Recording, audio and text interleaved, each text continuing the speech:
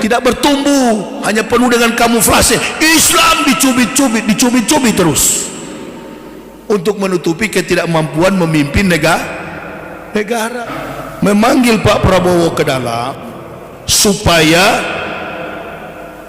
menunjukkan kepada dunia Indonesia ini baik-baik, nggak ada masalah.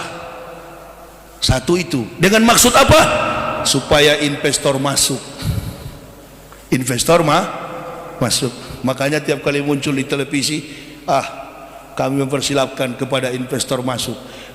Tanpa kau suruh investor masuk, asalkan jangan ganggu-ganggu Islam, jangan ganggu cadar, asal kau tidak ganggu kaki celana orang Islam. Lihatlah kalau di masjid begini, ada yang pakai celana, ada yang pakai sarung, iya kan? Ada yang pakai gamis. Allahumma arhamna bil Quran. Inilah munafiknya manusia. Jangan katanya sebut kafir. Loh, kalau nggak sebut kafir, kapan kafir masuk Islam? Ente nggak usah pikir itu. Ente pikir sekarang ekonomi Indonesia tidak bertumbuh, hanya penuh dengan kamuflase. Islam dicubit-cubit terus untuk menutupi ketidakmampuan memimpin negara. Jangan pura-pura, kura-kura dalam perahu, pura-pura tidak. Kami tahu itu kawan, kami baca itu dengan baik, dengan jelas. Kalau Islam dipelihara dengan baik, umatnya diberi keadilan dengan sempurna, insya Allah, tanpa kau cubit-cubit kafir dan mukmin, insya Allah Indonesia ini akan diberkahi. Keadilan sosial katanya toh, bagi seluruh rakyat. Gampang kalau mau adil, gampang supaya ini Indonesia diberkahi, investor masuk, gampang. Prabowo ditarik ke dalam sistem pemerintahan yang tadinya bertarung sebagai rival dengan Jokowi, begitu kan? Masyarakat bertanya-tanya, kok ini lawannya Jokowi jadi menteri? Nggak usah marah,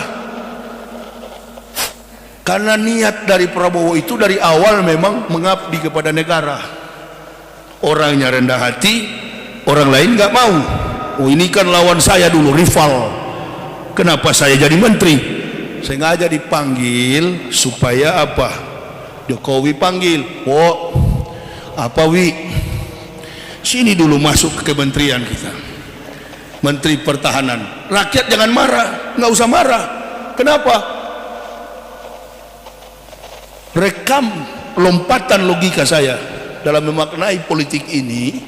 Saya pribadi ya, jangan ikut-ikutan, karena saya tak suka diikut-ikuti. Memanggil Pak Prabowo ke dalam supaya menunjukkan kepada dunia Indonesia ini baik-baik, nggak ada masalah. Satu itu. Dengan maksud apa?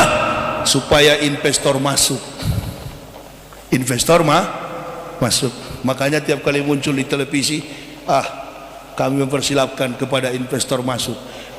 Tanpa kau suruh investor masuk, asalkan jangan ganggu-ganggu Islam, jangan ganggu cadar, asal kau tidak ganggu kaki celana orang Islam. Lihatlah kalau di masjid begini, ada yang pakai celana, ada yang pakai sarung, iya kan? Ada yang pakai gamis. Hati-hati yang pakai sarung begini, kontrol, jangan salah duduk, kaus lampu. Saya kalau mau ceramah lagi, saya mau pakai karet itu, karet yang di tangan. Saya mau lihat siapa yang salah duduk, ku hantam di kaus lampu. Artinya bebas, orang Islam itu nggak usah diganggu.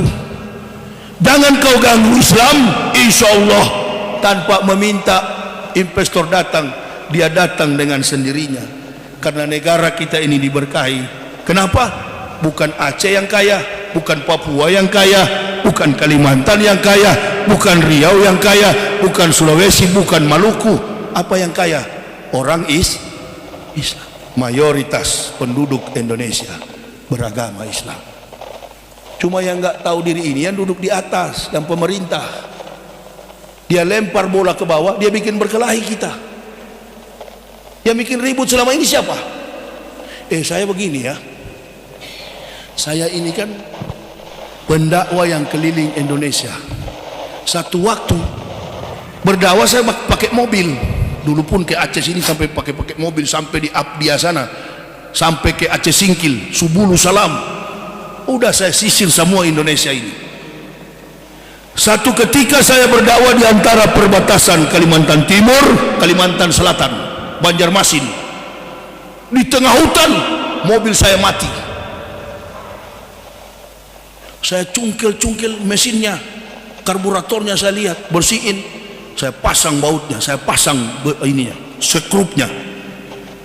Begitu jalan, mobilnya bunyi. Tuk, tak, tuk, tuk, tuk, tuk, tuk. Istri saya bilang, Pak, mau meledak ini. Kenapa bunyi?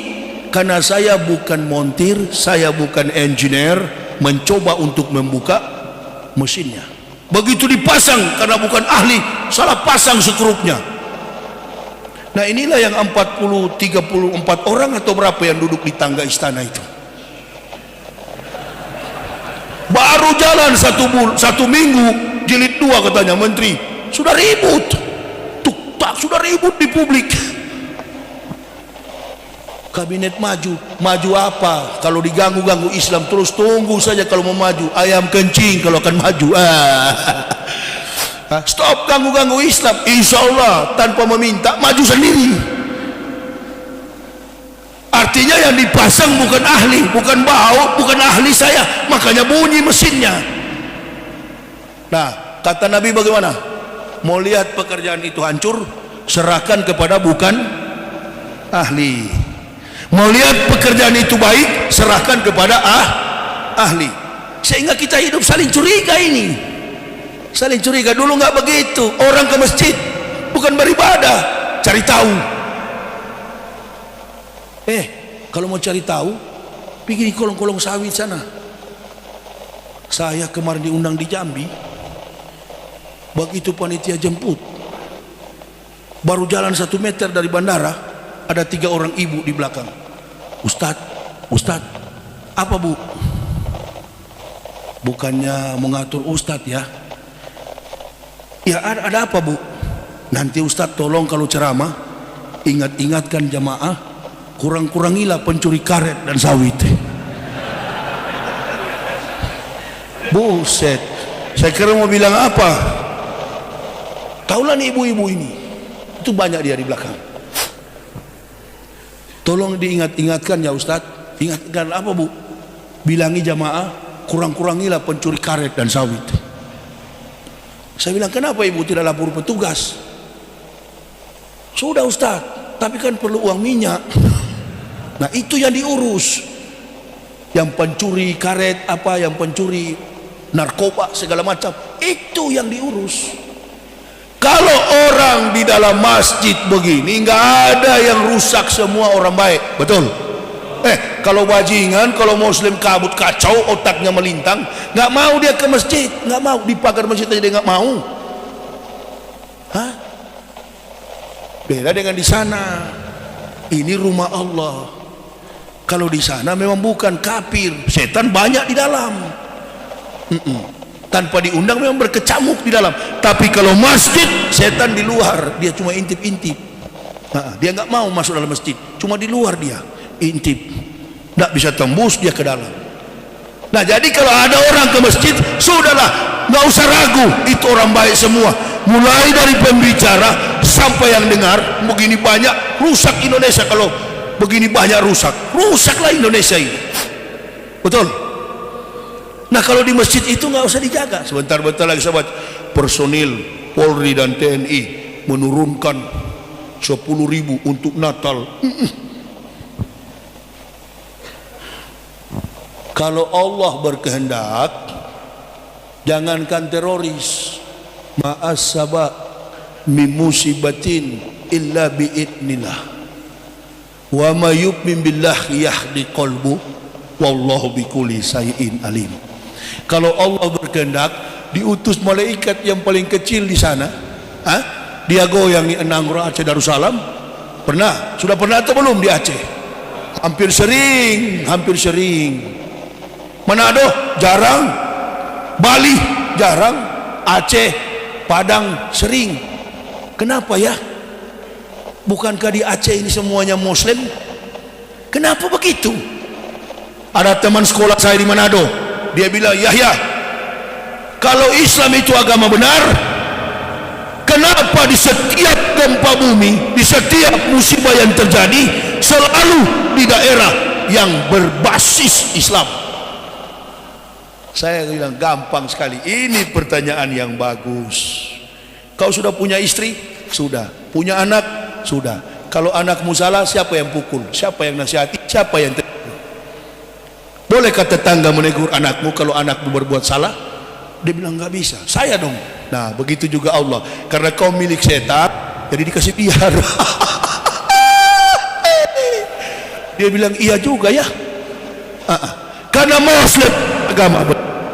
Sama dengan orang bertanya sama saya, Ustaz, saya dengar-dengar orang Kristen itu kalau memberi sedekah 10% dari gaji. Iya, makanya orang Amerika tidak mau beragama Kristen, karena pendapatannya 10% kembalikan ke gereja. Orang Islam 2,5%. Itu pun sudah disunat-sunat. Iya ya, di sini banyak tukang sunat itu. Sudah 2,5% disunat. Kristen 10% lancar. Masya Allah. Kenapa begitu Ustaz? Ya, kalau di Islam agama betul, agama benar, setan tidak suka.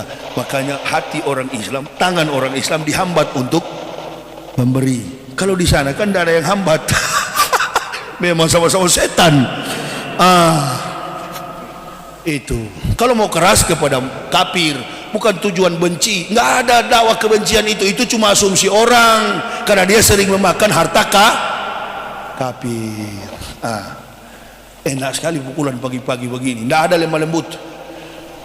Ya, kebanyakan lemah lembut ini munafik, pura-pura. Dakwalah dengan lemah lembut. Sana sudah terjadi di Timur Tengah.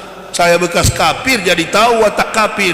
Bukan keahlianmu. Ada kiai di Indonesia, tapi sudah almarhum sekarang, pernah tegur sama saya, tolong nak, kalau ceramah itu volumenya pelan-pelan sedikit. Allah, saya bilang, kiai sudahlah, cuci kaki lah, sudah tua begini, bobok sana. Ini kafir, saya lebih tahu. Pak kiai tidak pernah kafir. Saya yang pernah kafir, tahu politik, trik, manuver orang-orang kafir. Sekarang sudah terjadi. Datanglah ke gedung-gedung kementerian. Semua pemimpin, bahkan di daerah berbasis Muslim sekalipun, pemimpinnya adalah kafir. Datang, lihat sekarang menterinya. Ketidakadilan sudah terjadi. Mayoritas kita, kata Kiai Jainuddin, tidak berdaya. Sebagaimana buih di lautan, kita dikepung dari segala arah. Tanpa kita sadari, kita mulai luntur. Tunggu saja kalau Indonesia ini diberkahi. Gak bakal diberkahi. Orang yang sudah murtad diangkat jadi menteri, narapidana, kafir, penista Al-Quran diangkat jadi komisioner. Apa tidak ada orang Islam yang lebih hebat dari dia? Banyak. Sandi lebih qualified. Siapa lagi? Ekonom, mantan menteri Rizal Ramli. Banyak. Orang Aceh juga ada beberapa orang ekonom hebat, nggak pernah terpenjara, reputasinya baik, agamanya Islam. Memang kita bukan negara Islam, bukan. Indonesia nation state is not nation religion, bukan negara agama, bukan. Tapi mayoritas penduduk Indonesia adalah Muslim.